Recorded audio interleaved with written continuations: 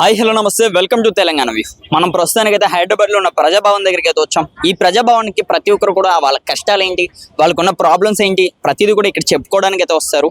మరొకసారి అలాగే ఆంటీ వాళ్ళు కూడా వచ్చారు. ఆంటీ నమస్తే అండి. నమస్తే. మీ పేరు? పద్మ. ఎక్కడ నుంచి వచ్చారు? నేను బీజార్ నగర్ ఈసీఎల్ నుండి వచ్చాను. ఏంటి మీ ప్రాబ్లం ఏంటి? సార్ డ్రైవర్ చేసి చనిపోయాడు. ఒక 16 సంవత్సరాలు అవుతుంది. 13 వెళ్ళి 14 సంవత్సరాలు. నాకు 3 పాపలు. అదే ఏదైనా కాంట్రాక్ట్ బేసిక్లీ చనిపోయాడు. కాంట్రాక్ట్ బేసిక్లీ ఇవ్వమంటున్నాం జాబ్. 10 years 14 years అయింది తిరగబట్టి, కానీ జాబ్ ఇవ్వట్లేదు. ఇప్పుడు కొత్తగా ఆర్టీసీలో తీసుకుంటారు. అట్లనన్నా తీసుకోమని అట్లా కూడా లేదు. మీకు జాబ్ ద్వారానే వచ్చా. మీరు జాబ్ ఏ జాబ్? ఆర్టీసీలోనే ఏదన్నా ఒకటి చేయడానికి. జీవన్ 3 పాపలు, వాళ్ళకి ఏదైనా పోషించడానికి ఇవ్వమని మేడం ద్వారా ఎప్పటి నుంచి మాకు సపోర్ట్ గా మేడం కూడా ఉంటుంది. అప్పటి నుండి వస్తేనే ఇప్పటికి ఇక్కడికి 20 సార్లు రావచ్చు. ఇప్పటి వరకు ఏం లేదు. ఇంకా మరి ప్రభుత్వం నుంచి మరి మీకు ఎటువంటి ఆధారం రాలేదంటే మీ ఏది లేదండి, ఏది లేదు సార్. ఒక సార్ని కలిసినాము, డిపోకి వెళ్ళినాము, ఆర్ఎంకి పోయినాం, డిఎంకి పోయినాం, బస్ భవన్ కూడా చాలా సార్లు వెళ్ళినాం. ఎప్పుడు పోయినా ఫైల్ పక్కకే ఇస్తున్నారు, కానీ మాదైతే చూడట్లేదు. పాప చిన్న పాప 6 months పాప నుంచి ఇంత హైట్ అయింది. ఇప్పుడు 14 years వచ్చినాయి. ఇప్పటి వరకు కూడా ఏం లేదు. ఇంకా 14 years బ్యాక్ చనిపోయారు. 14 years నుంచి ముందే. మరి ఇప్పుడు చూసుకుంటే రేవంత్ రెడ్డి గారు చెప్పారు కదా, పేదవాళ్ళకి ఏ కష్టం వచ్చినా సరే నేను ఉంటానన్నారు కదా. మరి ఏం లేదు. ఇంకా సార్ దగ్గర కూడా వచ్చినాం. ఇగో ఫైల్ కూడా ఉంది. ఇదేంటండి? ఆర్టీసీదే. ఇగో ప్రొసీడ్ చేయమని చెప్తే పోయి ఇచ్చిన బస్ భవన్ లో, కానీ ఇంకేం లేదు. 3 months అవుతుంది. నమస్కారం సార్. ఫస్ట్ ఆఫ్ ఆల్ వీళ్ళ హస్బెండ్ కాంట్రాక్ట్ లో ఉన్నప్పుడు యాక్సిడెంట్ లో ఎక్స్పైర్ అయ్యాడు. తన బ్యాడ్ లక్ ఏంటంటే వాళ్ళ లీస్ట్ లో ఎక్స్పైర్ అయినాక 1 month కి వాళ్ళ ముందు వెనక స్టాఫ్ నెంబర్ వచ్చింది. తను ఎక్స్పైర్ అయింది కాబట్టి తనది ఆగిపోయింది. ఆ విధంగా అయినా సరే ముగ్గురు పాపలు సార్. తనకి రవీంద్ర భారతిలో ఒక మీటింగ్ అయితే ఈ పాప 1.5 year బేబీ. వాళ్ళ అత్తగారు కూడా ఇంట్లో నుంచి వెళ్ళగొట్టారు. హస్బెండ్ చనిపోగానే వాళ్ళు ఇంకా అసలు అవసరం లేదన్నట్టుగా పంపించేస్తే నేను ఒక మీటింగ్ లో ఉన్నప్పుడు నేను అప్రోచ్ అయింది, కలిశాను. అప్పటి నుండి నేను తనకి సపోర్ట్ గా ఉంటూ అక్కడ నాగోల్లో ఒక ఇళ్లలో పనిచేసుకుంటూ ఉండేది. సరే నేను సపోర్ట్ అక్కడ కొంచెం వాళ్ళ అమ్మ వాళ్ళకి దగ్గరలో ఉంటుంది, మేము కూడా ఉన్నామని చెప్పేసి మా కాలనీకి దగ్గరలో తనని తీసుకెళ్ళాము. అప్పటి నుండి అక్కడే అంగన్వాడీ స్కూల్లో జాయిన్ చేసుకుంటే, ఎందుకంటే ఆర్థికంగా తనకు ఏ సపోర్ట్ లేదు కాబట్టి అంత ఇంత మేమే కొంచెం సపోర్ట్ చేస్తూ వాళ్ళ అమ్మ వాళ్ళు రేషన్ బియ్యం అట్లాంటివి ఇవ్వడంతో ఇప్పటికీ కూడా గురుకుల్లో సీట్ వచ్చింది. ఆ భగవంతుడు ఆ విధంగా పిల్లలకి ఏదో ఒక విధంగా న్యాయం చేస్తున్నాడు. కానీ తనకి ఉపాధి చాలా ఇబ్బందిగా అవుతుంది. ఎక్కడ డ్యూటీ చేసుకున్నా కూడా 4 రోజులు పిల్లలకు కూడా చూసుకోవాలి కాబట్టి, చిన్న పిల్లలు కాబట్టి చాలా ఇబ్బందికరంగా ఉంది. అప్పుడు కూడా హరీష్ రావు గారి దగ్గర కూడా వెళ్ళాము. ఎండి గారికి అప్రోచ్ అవ్వమని చెప్పారు. లెటర్ కూడా పెట్టాము. అందులో కూడా ఏమాత్రం ఫలితం లేదు. మళ్ళీ మొన్న కూడా రీసెంట్ లో వచ్చి కూడా ఈ లెటర్ హరీష్ రావు గారి దగ్గర కలిసిన లెటర్స్. మళ్ళీ రీసెంట్ లో కూడా మళ్ళీ చిన్నారెడ్డి సార్ని కలిసాము. 3 months బిఫోర్ కూడా మళ్ళీ సార్ కూడా అక్కడ ప్రొసీడ్ చేయమని చెప్పేసి అక్కడ వీసీ అండ్ ఎండి గారిని కలవమని చెప్పేసి అక్కడ అప్లికేషన్ పెట్టమని చెప్పి కూడా మీకు ప్రత్యక్షంగా కనబడుతుంది. చెప్పాము. అందులో కూడా రాదు అని రాదనే సమాధానం మీద ఎంతవరకు కరెక్ట్? మమ్మల్ని ఆల్రెడీ ఉద్యోగం చేసి ఆయన ఎక్స్పైర్ అయిండు. ఆ ఎక్స్పైర్ అయిన వాళ్ళకు పక్కన పెట్టి ఇప్పుడు అవుట్ సోర్సింగ్ లో తీసుకుంటున్నారు. మరి వాళ్ళు మనుషులు కానీ వీళ్ళు కాదా? 3 ఆడపిల్లలు సార్. తను అసలు ఏ విధంగా ఉంటుందో ఒక లేడీ, మళ్ళీ ఎదిగే ఆడపిల్లలను వాళ్ళకు పక్కన పెట్టి ఏదో ఒక విధంగా ఉపాధి ఇవ్వమంటే మీకు భరించలేకపోతున్నారు. ఇవ్వడానికి చేతులు రావట్లేదు. కానీ అవుట్ సోర్సింగ్ లో మాత్రం తీసుకోవడానికి మీరు ఇప్పుడు ముందుకు వస్తున్నారు. ఈ విధంగా బ్లాక్ మెయిల్ చేష్టాలను మాత్రం మేము సహించేది లేదు. చాలా ఖండిస్తున్నాము. తనకి మాత్రం ఏదో ఒక రకంగా ఏదో ఒక ఉపాధి కల్పించమని చెప్పేసి మీ ద్వారా విజ్ఞప్తి చేస్తున్నాం. సీఎం గారికి విజ్ఞప్తి చేస్తున్నాం. మొత్తం ఎంతమంది అండి పిల్లలు? 3 పాపలు. ఏమేం చదువుకుంటున్నారు? పెద్ద పాప ఇంటర్, ఇంకో పాప 10th అయిపోయింది, ఫస్ట్ ఇయర్ పోతుంది. ఈమె 7th 6th అయిపోయింది. మరి వీళ్ళకి ఇప్పుడు మీరు ఎలా పోషిస్తున్నారు? 3 ఇప్పటికి ఇళ్లలో పనే చేస్తున్నా సార్. రెంట్ కట్టుకోవాలి, తినడానికి, మళ్ళీ హాస్టల్లో కూడా అన్ని ఇవ్వాలి కదా. చాలా కష్టం అవుతుంది. గవర్నమెంట్ నుంచి మీకు ఎటువంటిది రాలేదు? ఏది లేదు. ఒక రేషన్ కార్డు ఒకటి ఉంది, అదొకటే. మరి ఇల్లు ఏమీ లేదా మీకు? ఇల్లు ఇవ్వలేదు? ఏం లేదు సార్. ప్రతి ఒక్కరు కూడా డబుల్ బెడ్రూమ్ ఫ్లాట్ ఇస్తానన్నారు కదా రేవంత్. అప్లై చేసినాం, ఇంకా రాలేదు. మా పేరు మీద ఏం లేదు సార్. లాస్ట్ కి మీరు ఏం కోరుకుంటున్నారని చెప్పి? సీఎం ద్వారా ఏదన్నా దయా భక్తి మాకు ఏదైనా జాబ్ ఇస్తే చేసుకొని పిల్లలు పోషించడానికి సార్, అదే కోరుతున్నాం సీఎం సార్. ఇంకేం లేదు. వాళ్ళు ఇక ఆర్టీసీ తరపున మేము పోయినాము. అక్కడ ఆఫీస్ తరపున ఏది అయితలేదు కాబట్టి సీఎం సార్ని ఏదైనా జాబ్ మాకు చిన్నపాటిదన్నా ఇవ్వడానికి కోరుతున్నాను అంతే, దయచేసి ఇంకేం లేదు. ఓకే అండి, థ్యాంక్ యూ అండి. నమస్తే అన్న. నమస్తే తమ్మి. అన్న దేనికి వచ్చారన్న ఇక్కడికి? పింఛన్ గురించి, ఇందిరమ్మ ఇల్లు గురించి, అలాగనే కొంతమంది పేదవాళ్లకు ఇందిరమ్మ ఇండ్లు రాశాను, ఆ ఇండ్ల గురించి వచ్చాను. ఏంటి మరి ఎవరు స్పందిస్తలేదు ఇక్కడ కాంగ్రెస్ ప్రభుత్వం? పర్వాలేదు, కొంచెం స్పందించింది. అప్లైలు కూడా తీసుకున్నారు, మీ వార్డుకు పంపిస్తామని చెప్పారు. మరి అక్కడ పోతే మీరు అక్కడనే పోయి అడగండి అని చెప్పారు. అన్న సుమారుగా ఇప్పుడు 18 నెలలు అవుతుంది కదా, ఇక్కడికే చాలా మంది వస్తున్నారు. మరి ఈ ప్రభుత్వం మీద మీ అభిప్రాయం ఏంటి? ప్రభుత్వం అభిప్రాయం ఏముంది, ప్రభుత్వం అయితే బాగానే ఉంది. కాకపోతే సడన్ గా ఏం జరిగింది, అసలు దెబ్బ జరిగింది. అసలు దెబ్బ ఏంది, మూసీ నది సుందరీకరణ అంటే కల్లా ఈ యొక్క ప్రతిపక్ష పార్టీలు కానీ ఇంకా ఏ పార్టీ అయినా సరే మరి ఆ పార్టీలు దుమ్మెత్తిపోస్తాయి. ఏదైనా రేపు కాంగ్రెస్ ఉన్నప్పటికైనా కూడా ఇంకో అధికార పార్టీని దుమ్మెత్తిపోయవలసిందే. ఇక వాళ్ళ పనే అది. అంటే మీరు ఈ ప్రభుత్వం బాగున్నది అనుకుంటున్నారా కాంగ్రెస్ ప్రభుత్వం? కాంగ్రెస్ ప్రభుత్వం పర్వాలేదని చెప్తున్నాగా. మరి మీరే పర్వాలేదు అన్నదప్పుడు మీరే ఇక్కడికి వచ్చి మీ కష్టాలు మీకు ఇంకా సరిగ్గా న్యాయం జరగట్లేదు అంటున్నారు. నేను కరెక్ట్, నాకు ఈ పని కావాలని నేను ఎప్పుడూ ఆశించలేదు. ఆనాటి నుంచి ఈనాటి వరకు నాకు పింఛన్ లేదు. నా ఏజ్ 55 ఏళ్ళు. 55 ఏళ్లలో కూడా ఇప్పటి వరకు నాకు పింఛన్ లేదు.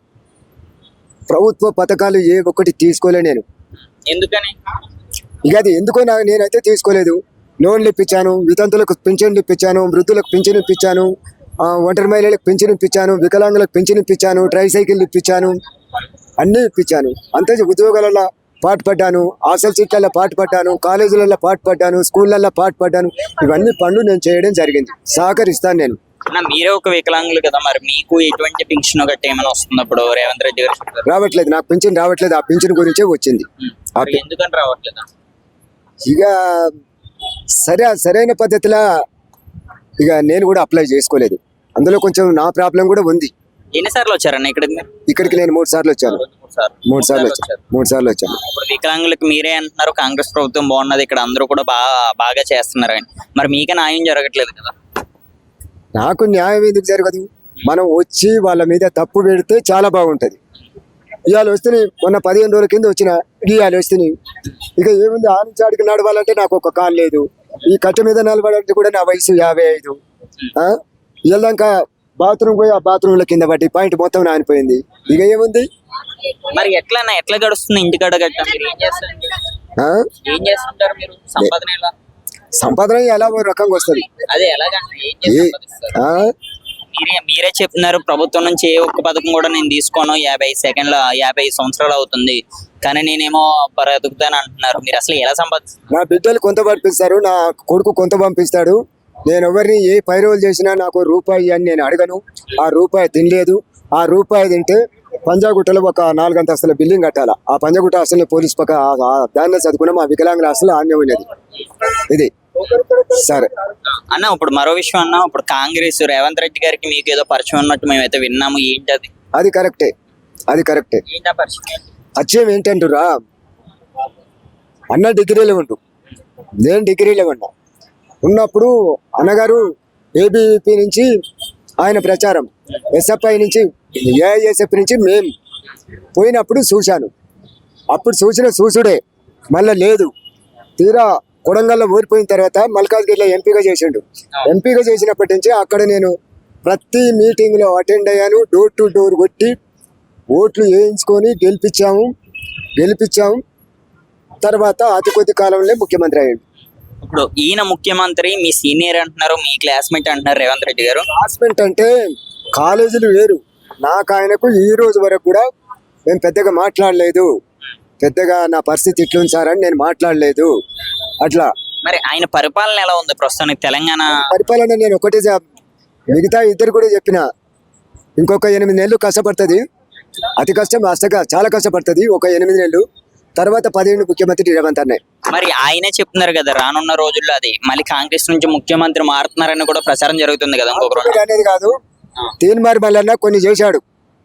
తీన్మార్ మల్లన్న కాంగ్రెస్ కట్టం తిరిగి ఏదో ఆయన ఎమ్మెల్సీ గెలిచిండు కదా, మేము బీసీలో ఓట్లు వేస్తే మేము ఇప్పుడు ఈజీగా ముఖ్యమంత్రి అవుతాం. బీసీలు తీన్మార్ మల్లన్న బీసీ ఓట్లు వేసారు కాబట్టి మేము గెలిచినాం. మరి మళ్ళన్నా మేమంతా ఎటు పోయినామన్నా? మాకున్నాయిగా ఓట్లు, మరి మేము ఎటు పోయినాం? మా ఎస్సీలు లేరా, మా ఎస్టీలు లేరా, మా బీసీలు లేరా? నువ్వు ఒక్కనివే ఉన్నావా ముదిరాజు నుంచి వచ్చి? నీ ముదిరాజు వాళ్ళు ఓటేస్తే గెలిచినవా నువ్వు? నీ ముదిరాజు వాళ్ళు ఎంతమంది చదువుకున్న వాళ్ళు? గ్రాడ్యుయేట్ ఎంతమంది, మేధావులు ఎంతమంది? అయితే ఒక్క మాటలో ఈ ప్రభుత్వంలో ప్రజలందరూ కూడా మంచి జరుగుతుందండి. మంచి జరుగుతుంది. మరి రైతులేమో రోడ్ల మీదకి వచ్చి మాకు వర్షాలు వస్తున్నాయి, మా పంటలు కూడా రైతులకు కూడా న్యాయం జరుగుతుంది. అనుకోకుండా వచ్చినప్పుడు రాష్ట్ర ముఖ్యమంత్రి కాదు, భారత ప్రధాని కూడా ఏం చేయలేడు. అట్లా కానీ వాళ్ళకి రైతు బంధు ఇవన్నీ కూడా అందించాలి కదా. మనకు సునామీ వస్తుందని ఎవరు గుర్తుంచుకోలేదు. కానీ రైతు బంధు ఇవ్వాలి కదన్నా, 18 నెలలు అవుతుంది ప్రజలకి. రైతు బంధు ఇవ్వాలా, వాస్తవానికి రైతు బంధు ఇవ్వాలా. రైతు బంధు కేసీఆర్ పెట్టి చాలా తప్పు చేసిండు, చాలా అంటే చాలా తప్పు చేసిండు. ఎట్లా? ఎందుకు రైతు బంధు? 100 ఎకరాలు మీకుంది, మీ భూస్వాములకు ఉంది. 1000 ఎకరాలు 100 ఎకరాలు మీ భూస్వాములకు ఉంది. మీ గురించి ఆలోచించరు తప్ప ఒక అట్టడికి గిలితే దళిత వర్గాల గురించి ఆలోచించలే మీరు. నాకు ఎకరం లేదు. ఎవరు? కేసీఆర్ ప్రభుత్వం. ఎందుకు పెట్టిండు? ఎవరి గురించి పెట్టిండు? అప్పులు మాఫ్ చేసిండు. ఎవరే సొమ్ము? ఇవాళ ఇట్లాంటి అప్పులకు వస్తే ఆ భిక్షగాడు ఆడంగా ఆడుకొని తింటుండు. ఆడుకొని తినే కష్టం కూడా ఉంది. వాడు ఒక సబ్బు కొంటాడు, ఒక బీడి కొంటాడు, ఏదో ఒకటి కొంటాడు. వాని కష్టం కూడా ఉంది. వాడిని చూస్తే చాలా ఇకారంగా చూస్తారు. ఇవాళ అయితే బాగున్నదంటారు. రేవంత్ అన్న పీరియడ్ పర్వాలేదు, ఇంకో 10 సంవత్సరాలు ఆయన తమ్ముడు. ఇంకా సరే, నేను సెలవు తీసుకుంటా. అమ్మ నమస్తే. అమ్మ నమస్తే సార్. ఏంటి దేనికని వచ్చారు ప్రజాభవన్? ఇది పింఛన్ గురించి వచ్చిన 8 నెల అవుతుంది, మీకు అయితే లేదు. మరి ఎట్లా పాపం కష్టం చేయాలి, తినాలి, బతకాలి. ఆమెకి నడుస్తలేదు. ఆమెకి అక్కడ ఇక్కడ తిరిగి యాస్ట్ వస్తే వాళ్ళు చెప్పినారు ఇక్కడ వచ్చి చెప్పండి అమ్మా అంటే వచ్చినాం మేము. మరి పిల్లలు ఎవరైనా ఉన్నారా? ఆమెకి ఉన్నది పిల్లలు, కొడుకులు ఉన్నారు. చూడరు కొడుకులు ఈమెకి. ఎక్కడ ఉంటుంది? మంగళాడు దిక్కు ఉంటది. ప్రభుత్వం నుంచి ఎటువంటిది రాలేదా మీకు? ఏం రాలేదు. వస్తే ఎందుకు వస్తాం ఇక్కడ? దాని గురించి గవర్నమెంట్ నుంచి ఏం కోరుకుంటున్నారు మీరు? ఏం లే, పెన్షన్ అదే పింఛన్ గురించి వచ్చినాము. మరి లోకల్ ఎమ్మెల్యే గట్టి ఎవరు ఏం స్పందిస్తలేదు దీనికోసం? ఎమ్మెల్యే రాజా సింగ్ చెప్పారా మీరు? ఆమె దగ్గర చెప్పలేదు. మరి ఆమె దగ్గర చెప్తే అయిపోద్ది కదా. అక్కడ పోలేదు సార్. అక్కడికి వెళ్తే అవుద్ది కదా. వాళ్ళకే కదా. అక్కడికి వెళ్తే అవుద్ది. సరే సార్, జర ఇక్కడ చేస్తే నిమ్మడం అవుతుంది. పాపం చాలా బాధపడుతుంది. ఆమెకి ఎరక లేకుంటే నేను వచ్చిన ధైర్యంతో చెప్పనీకే వచ్చిన నేను. థ్యాంక్ యూ అండి. చూసాం కదా, ప్రజాభవన్ ముందు చాలా మంది వాళ్ళ కష్టాలు తీరుతాయని ఈ ప్రజాభవన్కి అయితే వస్తారు. కానీ ఎన్నిసార్లు వచ్చినా సరే ఇక్కడ ఎటువంటి ఫలితం లేదు. మేము 10-15 సార్లు ఇక్కడికి అయితే వస్తున్నాం, కానీ ఇక్కడ వీళ్ళ దగ్గర నుంచి మా నోటీసులు తీసుకుంటున్నారు తప్ప వీళ్ళ దగ్గర నుంచి ఎటువంటి రెస్పాన్స్ లేదని ప్రజల మాట. మరి దీని మీద తప్పకుండా సరే ఈ కాంగ్రెస్ ప్రభుత్వం కూడా తప్పకుండా స్పందించాలని కూడా వీళ్ళైతే కోరుకుంటున్నారు. మరిన్ని అప్డేట్స్ కోసం మళ్ళీ చూస్తూనే ఉండండి తెలంగాణ వ్యూ.